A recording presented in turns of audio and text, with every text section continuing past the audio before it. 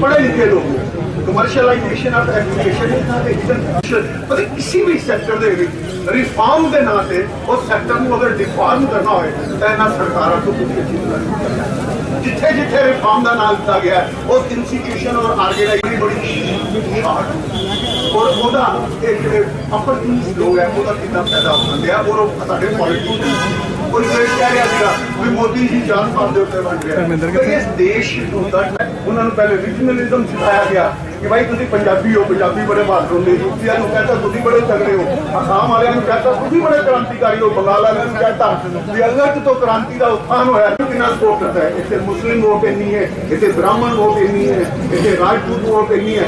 इससे प्राइवेट में कई लोग बड़ी आवाज़ में बोल जाते हैं it was unit trust of India. एक सरकार ने लिया छोटे छोटी कलेक्शन दे एक इंस्टीट्यूशन जिसे मिडिल क्लास ऑफ सोसाइटी अपने सिक्योर पैसे लाते पब्लिक सेक्टर क्या है सरकारी है इसलिए इसलिए कहने IDBI bank has been partially privatize. दोस्तों कहने का मतलब है कि उस तो बाद तब रेखा लग गई मोदी साहब किसी भी नहीं थी तभी न्यू बैंक ऑफ इंडिया पहला जो ट्रायल किया गया public sector bank public sector जो new bank of India Punjab national bank उन्होंने कितना वाइप आउट किया गया।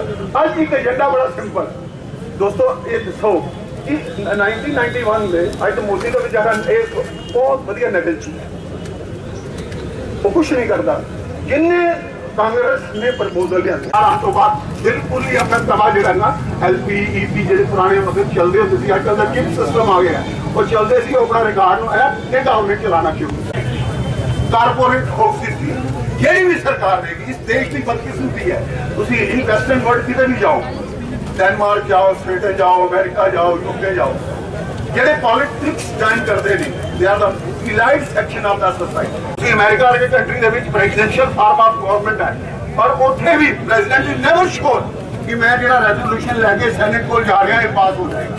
ਔਰ ਅਗਰ ਤੁਸੀਂ ਕਹੋ ਮੈਂ ਮੰਗਾਂ ਸਾਡੀਆਂ ਇਹ ਹੈ ਜੀ ਅਸੀਂ ਪ੍ਰਾਈਵੇਟਾਈਜੇਸ਼ਨ ਨੂੰ ਟੋਟਲੀ ਅਪੋਜ਼ ਕਰਦੇ ਹਾਂ। ਪਬਲਿਕ ਸੈਕਟਰ ਬੈਂਕ ਜਿਹੜੇ ਨੇ ਉਹ ਇੰਡੀਆ ਦੀ ਇਕਨੋਮੀ ਦੀ ਰੀੜ੍ਹ ਦੀ ਹੱਡੀ ਨੇ। ਪਬਲਿਕ ਸੈਕਟਰ ਬੈਂਕਸ ਦੇ ਨਾਲ ਹੀ ਇੰਡੀਆ ਦੇਸ਼ ਚੱਲ ਰਿਹਾ ਹੈ। ਜਿਹੜੀ ਇਹ ਪ੍ਰਾਈਵੇਟਾਈਜੇਸ਼ਨ ਦੀ ਮੂਵ ਚਲਾਈ ਹੈ ਸਰਕਾਰ ਨੇ ਇਹ ਬੜੀ ਰੈਟਰੋਗ੍ਰੇਡ ਹੈ। ਇਹ ਪਿਛਾਂਹ ਵੱਲ ਨੂੰ ਲੈ ਕੇ ਜਾਊਗੀ ਸਰਕਾਰ ਸਾਡੀ ਇਕਨੋਮੀ ਨੂੰ ਸਾਡੇ ਦੇਸ਼ ਨੂੰ। ਇਹ ਅੱਗੇ ਜਾਣ ਵਾਲੇ ਇਹ ਜਿੰਨਾ ਵੀ ਪ੍ਰਾਈਵੇਟ ਸੈਕਟਰ ਅੱਜ ਕੱਲ੍ਹ ਕੰਮ ਕਰ ਰਿਹਾ ਉਹ ਸਾਰਾ ਮਾਸ ਕਲਾਸ ਬੈਂਕਿੰਗ ਕਰਦੇ ਨੇ।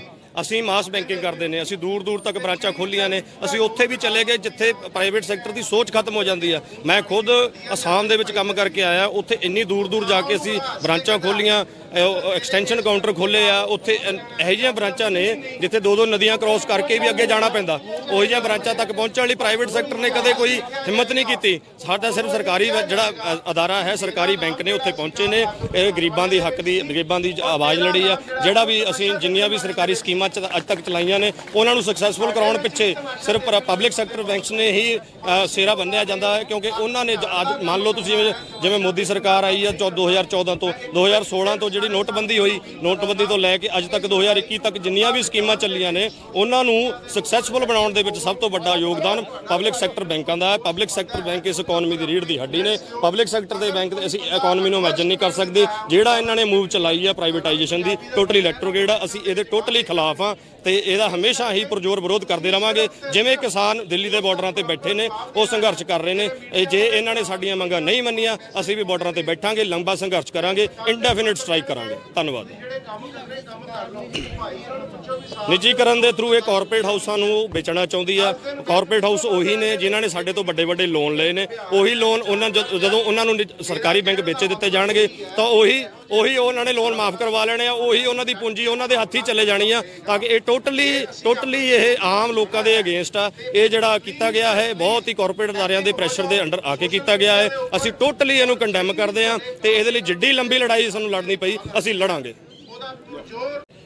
उसमें सबसे इम्पोर्टेंट बात है कि कस्टमर सर्विस जो कि एक बैंकों का एक बड़ा इम्पोर्टेंट सिस्टम है, अगर कस्टमर सेटिस्फाई नहीं होगा तो उसको इस से मतलब नहीं है कि किस बैंक से हम डील करते हैं किससे नहीं करते। आज एक बहुत बड़ा कॉन्स्पिरेसी है। कुछ सरकार को जो फीडबैक दी जा रही है वो फीडबैक जो है वो इस प्रकार की दे जा रही है कि हमारे जो पब्लिक सेक्टर बैंक हैं उसमें एफिशिएंसी नहीं है। अब जब हम बात करें बैंकिंग की, बैंकिंग दो तरह की है।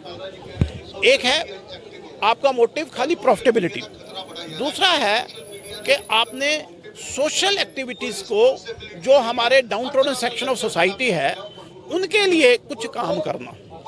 एक मजदूर है, उसको 10,000 रुपये का लोन चाहिए, वो तो प्राइवेट बैंक के अंदर जाएगा ही नहीं। उसको तो ये रहेगा कि मैं कहाँ पर मेरा काम हो सकता है।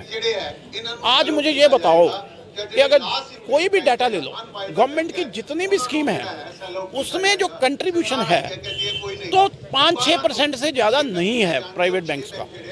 प्राइवेट बैंक्स का मतलब क्या है? उनका प्रॉफिटेबिलिटी।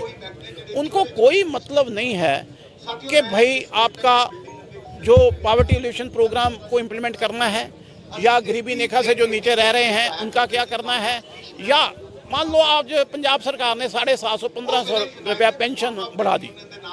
अब बुढ़ापा पेंशन कौन दे रहा है? आज जो हमारे ऑर्थोपेडिकली हैंडीकैप्ड है उनको पेंशन कौन दे रहा है? विडो को पेंशन कौन दे रहा है? तो ये इंडिया अभी वो डेवलपिंग सिस्टम में नहीं आया कि जहां हम ये कहें कि हर व्यक्ति को जो है वो कार्ड चलाना भी आ गया, सारा कुछ आ गया। तो जो सिस्टम है उसमें जो है हम ये जो करते हैं तो उसमें जो है कैसे हम कर सकते हैं कि जो है प्राइवेट बैंक जो है, जो प्राइवेट बैंक जो है वो अगर यहाँ ज़्यादा आने शुरू हो जाएंगे इसका तो उसमें मेरे हिसाब से समाज जो है वो जो, क्योंकि पहले ही इंडिया जो है अभी उस लेवल की इकॉनमी नहीं है कि वो जो है अपनी जीडीपी बरकरार रखे। यहाँ पर अभी सिस्टम्स को स्टेबलाइज करने में बहुत समय लगेगा। तो प्राइवेटाइजेशन जो है वो इंडिया जैसे कंट्री के लिए जो बहुत ही हानिकारक है। तो हम ये डिमांड करते हैं, ये समाज के लिए है, ये खाली बैंक एम्प्लॉय के नहीं है, ये सारे कंट्री के इंटरेस्ट में है कि हम पब्लिक सेक्टर मजबूत करें। तो इससे ही जो है आने वाला समय हमारे देश के लिए जो है एक समृद्धि का जो है रूप लाएगा। Thank you. तो हम आगे संघर्ष जारी रखेंगे, संघर्ष और बढ़ाएंगे, जो भी हमारी लीडरशिप लेंगे तो उसमें भी हम करेंगे। शिखा मल्होत्रा है और आज स्ट्राइक का प्राइवेटाइजेशन के अगेंस्ट सेकंड डे है, 16 March. We are doing this strike because we are against this privatisation. Government 1991 में एलपीजी लेके आई थी, liberalisation, privatisation, globalisation, and that is for healthy competition between public and private sector banks. But now अब government क्या कर रही है कि प्राइवेट सेक्टर्स को ही सिर्फ बढ़ावा दे रही है और पब्लिक सेक्टर को बेचती जा रही है। It's not called privatization, it is called selling. Basically government तरकीबें सोच रही है कि अगले 3-4 साल में वो कैसे पैसा कमा सकती है। हमारी जनरेशन के बारे में सोच नहीं रही है कि आगे 30-40 साल में हमारी जनरेशन का क्या होगा। सो हम ये स्ट्राइक कर रहे हैं और इसको पूरा समर्थन दे रहे हैं all over India. Thank you.